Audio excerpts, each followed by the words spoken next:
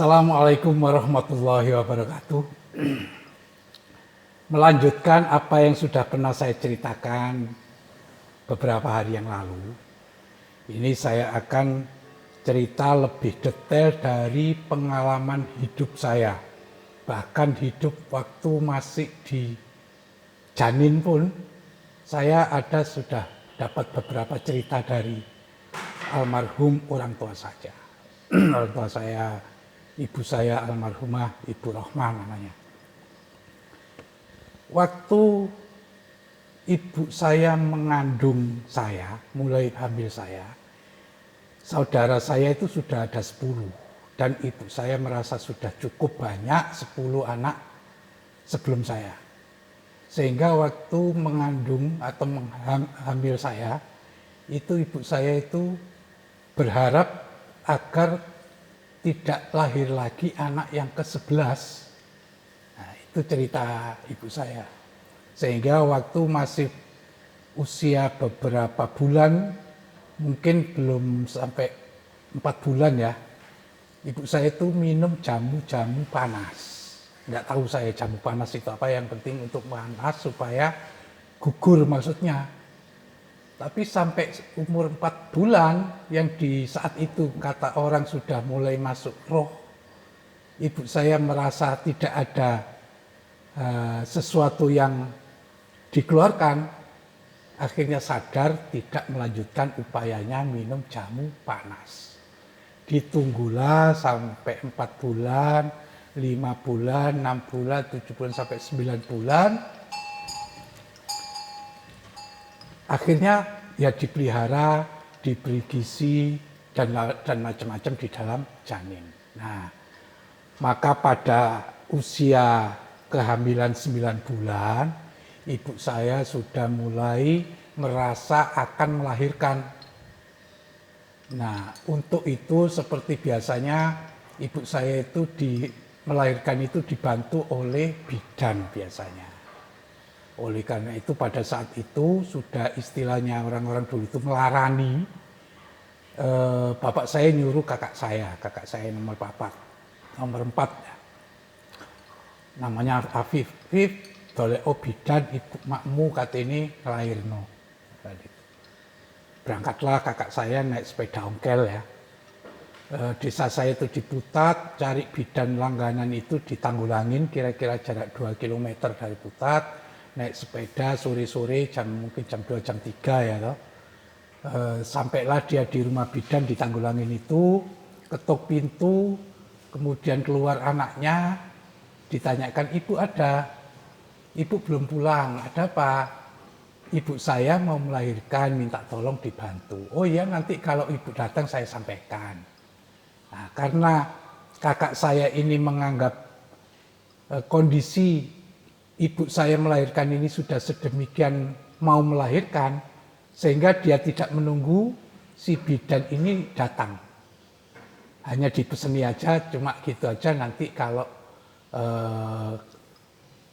saya datang ke sini diminta bapak untuk memanggil dalam rangka menyelamatkan, membantu kelahiran ibu.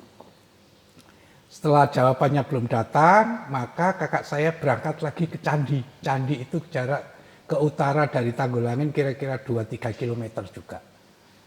Pakai sepeda engkol itu tadi, ke Candi, ke rumah bidan. Begitu juga ternyata, bu bidannya belum datang juga. Oke, kalau belum datang ya sudah. Karena kakak saya merasa bertanggung jawab harus dapat bidan, berangkat dari Candi naik sepeda lagi ke Porong. Porong itu arah ke selatannya Tanggulangin. Jadi melewati Tanggulangin ke Porong. Sampai sana, begitu sampai di rumah bidan, ternyata nasibnya sama. Jadi tiga bidan tidak bisa ketemu, tapi sudah disampaikan bahwasanya mau minta tolong ibu saya mau melahirkan. Maka pulanglah kakak saya ini dengan naik sepeda engkol ya. Naik sepeda engkol pulang sampai di rumah. Ternyata baru mau masuk rumah sudah mendengarkan tangisan bayi. Nah, kaget juga, loh ternyata sudah ada tangisan bayi. Setelah masuk ke rumah, tahulah ternyata yang membantu kelahiran saya itu adalah bapak saya. Jadi kelahiran saya itu dibantu oleh bapak saya. Setelah coer istilahnya ya, nangis, kemudian diandani oleh bapak saya. Setelah itu kakak saya datang. Setelah datang, bapak belum sempat membersihkan si bayi ini. Tiba-tiba si bidan yang dari Tanggulangin datang. Tinggal membersihkan bayi dan seterusnya kan itu. Beberapa menit kemudian bidan yang dari Candi datang juga. Ya, datang juga 2 bidan yang bantu bapak saya untuk membersihkan bayi dan motong apa yang namanya plasenta ya. Ya, itu motong plasenta, kemudian beberapa menit kemudian bidan yang dari Porong juga datang. Berarti 3 bidan, 3-tiganya datang membantu membersihkan, memotong plasenta dan lain sebagainya. Jadi saya ini termasuk anak yang lahirnya tidak ditolong oleh bidan, tapi setelah itu didatangi oleh 3 bidan yang membantu bapak saya menyelesaikan tugas pembersihan bayi dan lain sebagainya. Nah, pada saat itu ternyata sore itu hujan. Setelah bidan itu sudah ada di rumah semua, hujan. Dan ternyata hujan ini berbeda dengan hujan-hujan sebelumnya, tidak biasa. Sampai hujan deras sedemikian rupa, sampai kali Porong yang sebelumnya tidak pernah banjir, kali itu banjir. Hari itu banjir, sore itu banjir. Sampai meluap ke daerah utaranya kali itulah. Jadi beritanya sampai banjir. Kali Porong banjir, tanggal berapa kapan kalau ada sejarahnya di Kali Porong itu, ya kira-kira tanggal itulah saya lahir. Jadi itu masa kelahirannya. Memang ada sedikit tidak pada umumnya, nggak gampang-gampang saja gitu loh ya. Kalau gampang-gampang saja mungkin dibantu 1 bidan dan selesai. Ini ternyata sampai 3 bidan datang, sampai banjir juga Sungai Porong. Pada hari itulah kelahiran saya itu. Sebagai anak yang dari awalnya tadi dikasih jamu-jamu panas, ya loh, sehingga kelahiran saya itu secara fisik memang agak hitam. Karena mungkin kepanasan. Tapi ya sudah, gitu. Alhamdulillah hidup. Itu waktu kelahiran saya gitu. Setelah kelahiran ini memang yang cerita baik dari ibu saya, bapak saya, kakak saya yang menceritakan itu waktu beliau masih hidup ya. Kemudian terjadilah hidup di dunia ini sampai saya mulai bermain. Yang saya ingat itu bermain itu sebelum bermain saya ingat mulai masuk sekolah. Nah, masuk sekolah itu begini. Suatu hari saya ingin masuk sekolah. Berangkatlah saya ke sekolahan, masuk di sekolahan kelas waktu itu belum ada TK ya, langsung SD ya. Masuk kelas 1. Karena selama di rumah ini hanya mainan, tidak pernah diajari apa-apa ya toh. Sehingga masuk sekolah itu ya tolek-tolek tok.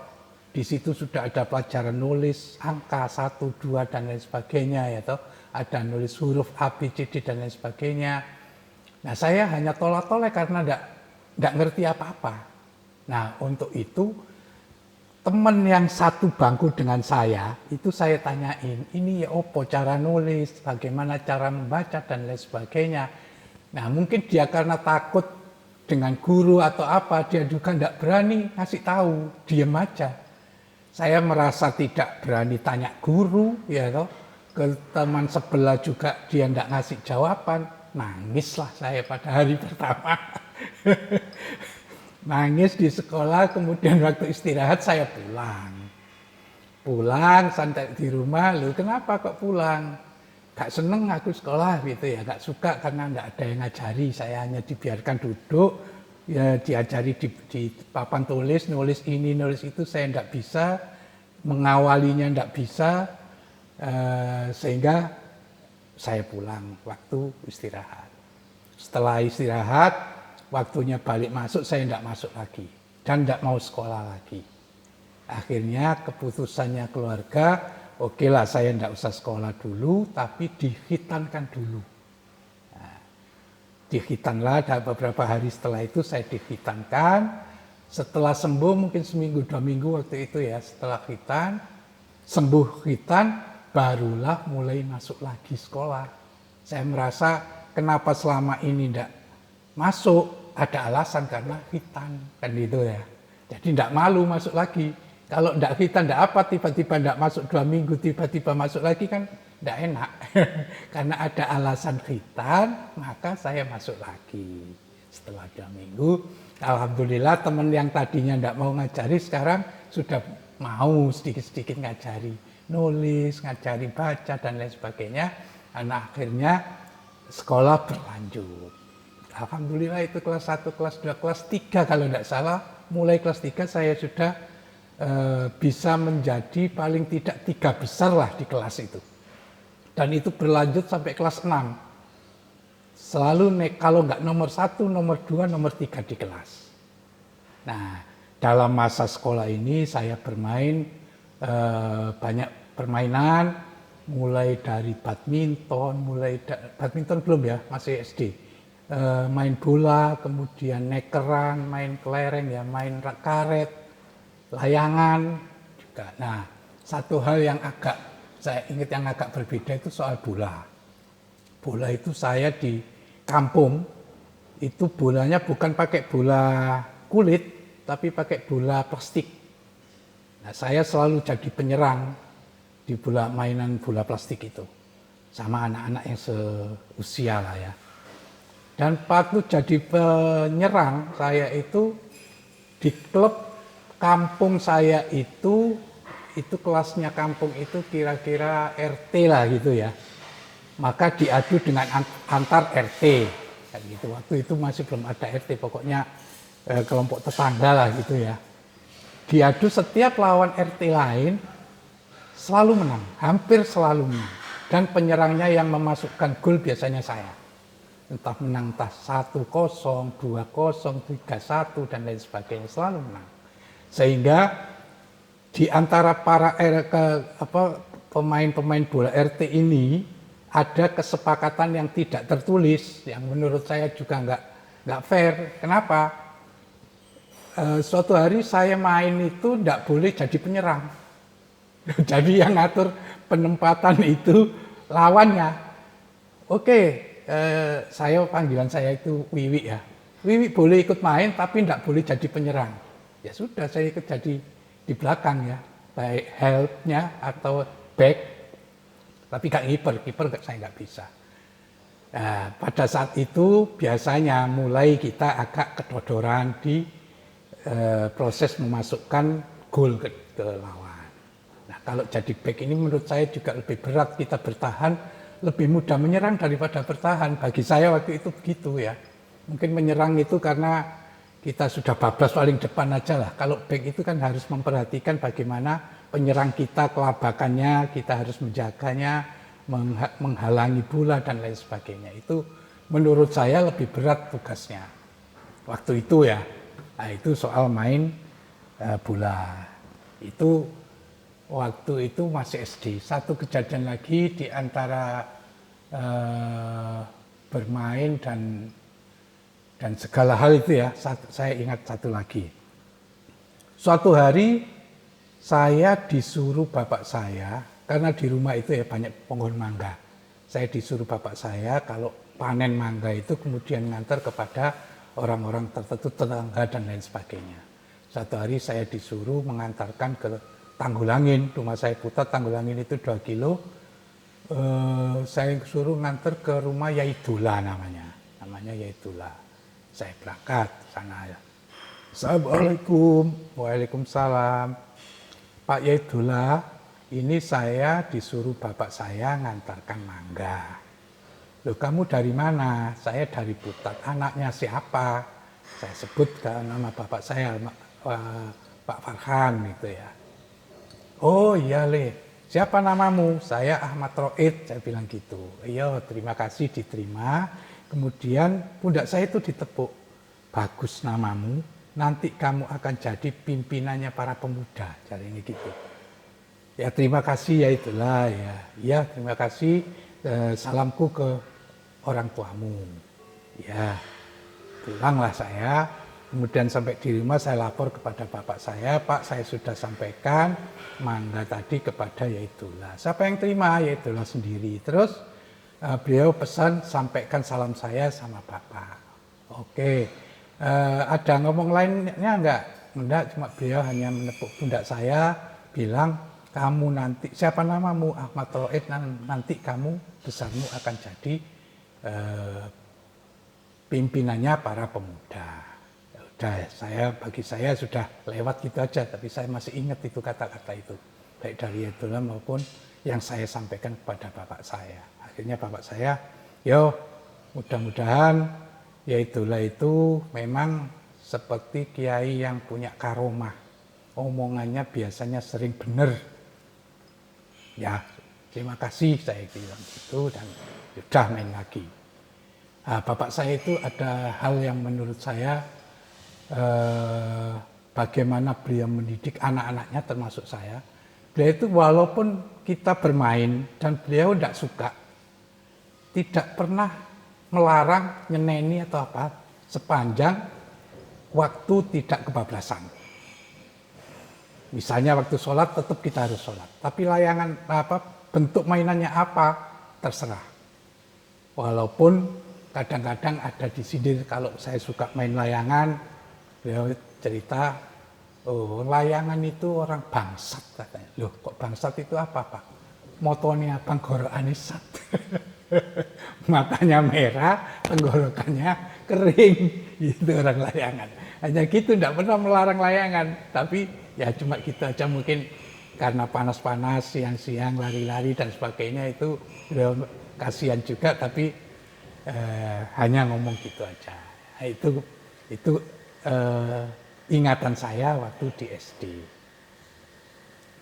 Setelah itu kelas 6 SD saya itu ada sedikit kejadian waktu kelas 6 itu. Sebelumnya saya itu selalu juara 1-2 ya toh. 3 itu jarang lah sampai juara 3. Pas ujian kelas 6 saya nomor 2. Jadi yang nomor 1 itu bukan saya, ada cewek gitu ya. Nah, saya kok merasa kurang seneng ya, kurang pas itu loh. Kenapa bukan saya nomor 1? Harusnya saya ini. Tapi saya terima saja. Saya berdoa hanya di rumah, nyampaikan kepada orang tua saya kalau saya nomor 2, nggak bisa nomor 1 ya sudah kan gitu loh. Tapi ternyata besoknya balik masuk ke sekolah ada ralat, akhirnya nggak aneh. Ternyata saya nomor 1. SD itu lulusan nomor 1-nya saya, nomor 2 yang cewek tadi itu. Nah itu kejadian yang saya ingat juga. Setelah SD itu SD Islamiyah di Putat ya. Kemudian saya diajak bapak saya mendaftarkan di SMP Negeri 1 Sidoarjo. Nah, waktu itu memang mungkin SMP negeri belum banyak ya. Kita masuk didaftarkan ke sana dan alhamdulillah seingat saya tidak ada tes waktu itu. Cuma dilihat kelulusannya diantar sama bapak saya ngobrol sama Pak Kepala Sekolah waktu itu Pak Tony Subianto kalau tidak salah. Alhamdulillah terus diterima. Maka masuklah saya di SMP Negeri 1 Sidoarjo. Sekolah kelas 1, kelas 2 saya itu biasa-biasa karena di SMP mungkin yang pinter-pinter sudah mulai lebih banyak ya, beda dengan waktu di SD karena hanya tetangga-tetangga. Di SMP saya mungkin masih bisa 10 besar lah, tapi untuk 1, 2, 3 agak sulit, agak berat. Ya. Selain itu saya tidak terbiasa belajar dalam artian membaca buku dan lain sebagainya. Buku itu karena kita dulu itu modelnya warisan, kalau ada warisan dari kakak bukunya ya saya pakai, kalau tidak ada warisan buku ya sudah. Sehingga tidak semua buku bisa kita miliki, dan kita sendiri, saya khususnya tidak terbiasa belajar membaca buku.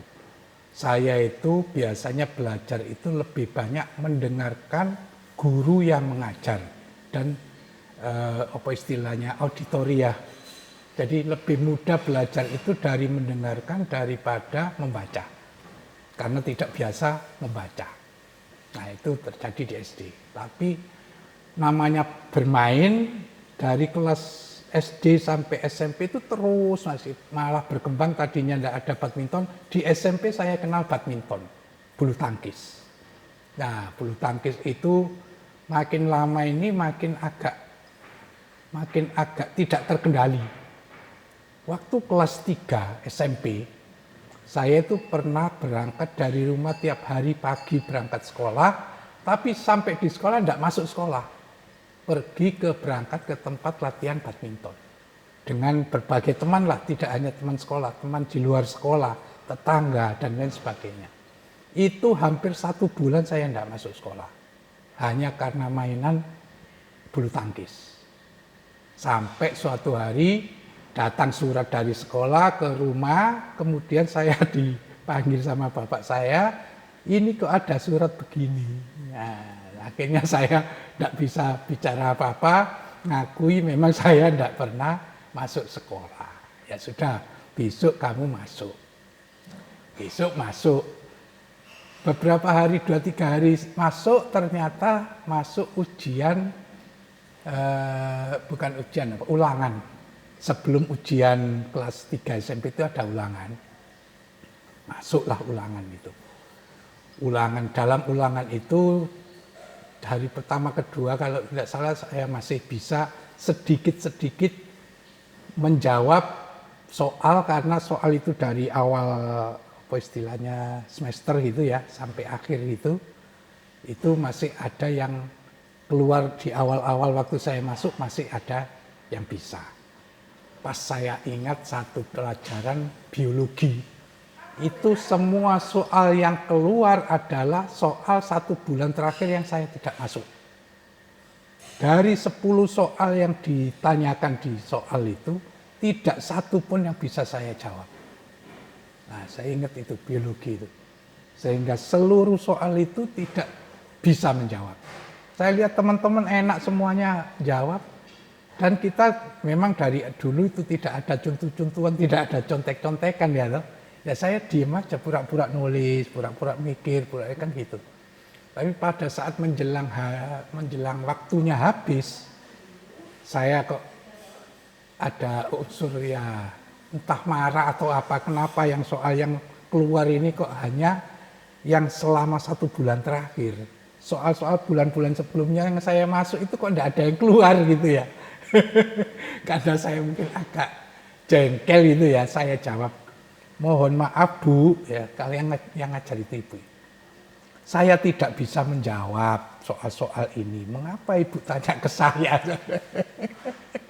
Ya itu memang anak kecil yang rotok ngawur lah jawabannya ya, daripada tidak nulis sama sekali. Ya sudah saya tulis begitu, saya kumpulkan. Besok paginya saya dipanggil sama Pak Tony ya, kepala sekolah ya. Dipanggil, ditanyain mengapa kamu jawab itu kan itu. Saya sampaikan, Pak mohon maaf saya habis tidak masuk 1 bulan, kemudian soal-soal yang keluar hanya soal-soal 1 bulan saya tidak masuk, sehingga saya tidak bisa jawab apa-apa. Akhirnya dikasih nasihat, dimarahi dan lain sebagainya lah. Ya sudah saya terima. Ya, besoknya saya masih masuk. Beberapa hari kemudian sampai hasil ulangan selesai, kemudian ada waktu libur kalau tidak salah setelah ulangan itu menjelang ujian akhir, persiapan ujian akhir mungkin sebulan atau berapa bulan berikutnya. Setelah liburan itu saya minta kepada bapak saya untuk mondok berangkat ke Gontor. Nah, mumpung masih libur ya, belum masuk lagi SMP, berangkatlah ke Gontor. Di sana, liburnya bukan itu ya, libur karena bulan puasa kalau tidak salah ya. Di Gontor itu penerimaannya itu bulan Syawal, awal bulan Syawal. Jadi akhir Ramadan atau di awal Syawal itu setelah Lebaran kita berangkat ke Gontor, kemudian saya ikut tes, dan karena Gontor itu memang dari awal tidak terlalu banyak berpikir soal formalitas. Mau punya ijazah mau enggak, pokoknya tesnya bisa apa tidak, dan alhamdulillah saya bisa, sehingga diterima di Gontor. Nah setelah diterima di Gontor, saya terpikir harus pamit dulu ke SMP kan gitu. Saya konsultasikan ke bapak saya, Pak ini gimana, saya sudah diterima tapi kan saya belum pamit kepada SMP karena waktu itu SMP masih libur dan waktu saya mau pulang itu sudah masuk harusnya untuk beberapa hari masuk. Kata bapak saya, sudah kamu tidak usah pulang karena di Gontor itu ketat, kalau kita sudah diterima kemudian pulang dianggap ya gak jadi, gak dimasuki, daripada hilang. Kata bapak saya, udah biar saya yang mamitkan kepada sekolahan, kamu udah di sini aja. Ya sudah, saya di Gontor terus dan bapak saya yang pamit kepada sekolahan saya SMP. Jadi kalau melihat ini ditanyakan, punya ijazah SMP enggak? Sampai hari ini saya enggak punya ijazah SMP karena sebelum ujian saya sudah masuk Gontor. Nah, setelah itu suatu hari bapak pernah cerita juga ke saya bagaimana beliau sudah pamit atau belum ya toh. Pas berkunjung ke Gontor saya tanyain, Pak gimana sudah pamit kan ke kepala sekolah atau ke sekolahan? Sudah dipamitkan, kemudian diceritakan bagaimana saya sudah masuk diterima di Gontor. Pak kepala sekolah itu sempat tanya kepada Bapak, bukan tanya ya, memberi saran lah. Kalau seandainya saya jadi bapak, kata Pak Tony ya kepala sekolah, maka saya teruskan dulu di SMP ini sampai selesai, baru nanti itu ke Gontor. Nah, jawaban bapak saya juga enteng. Ya, untungnya Pak Tony bukan saya dan saya bukan Pak Tony. Sehingga keputusan bapak mungkin itu saran bapak boleh, tapi menurut saya sebaiknya ya sudah, kalau sudah masuk Gontor ya sudah lah di sana. Soal di sini belum selesai ya sudah lah, memang nasibnya belum bisa selesai sampai SMP, sampai memperoleh ijazah karena belum ujian. Ya, tapi rapot sudah lengkap sampai kelas 3. Nah itu cerita yang saya ingat waktu di SMP. Jadi salah satu kesimpulan dari cerita waktu kecil saya itu memang bukan anak yang baik-baik saja. Ya suatu kali nakal, suatu kali tidak nurut, itu. Dan yang saya perlu sampaikan, bapak saya itu walaupun di kampung ya, dianggap itu kiai kampung lah ya. Sama anak-anaknya saya melanggar begini gitu tidak pernah dimarahi secara keras ya. Yang ada itu cuma dinasihati sebaiknya bagaimana, sebaiknya jangan begini, jangan begitu. Hanya itu saja.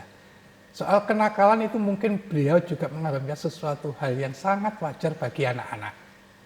Ya, bukan sesuatu yang harus dilarang ketat, tidak boleh begini, tidak boleh gitu, tidak. Hanya dikasih tahu batas-batas, oke. Sepanjang tidak bisa menjaga batas ini, ya orang namanya anak, ya sudahlah. Ya, itu salah satu kesimpulan bahwasanya anak-anak nakal itu ya sudah biasa. Itu saja mungkin yang bisa saya sampaikan sebagai salah satu kesimpulannya. Selanjutnya mungkin nanti akan kita sambung lagi waktu setelah saya masuk Gontor dan selanjutnya. Kali ini cukup sekian, mudah-mudahan kita akan bertemu dalam cerita berikutnya. Mohon maaf bila taufik wal hidayah, wabiridho wal inayah.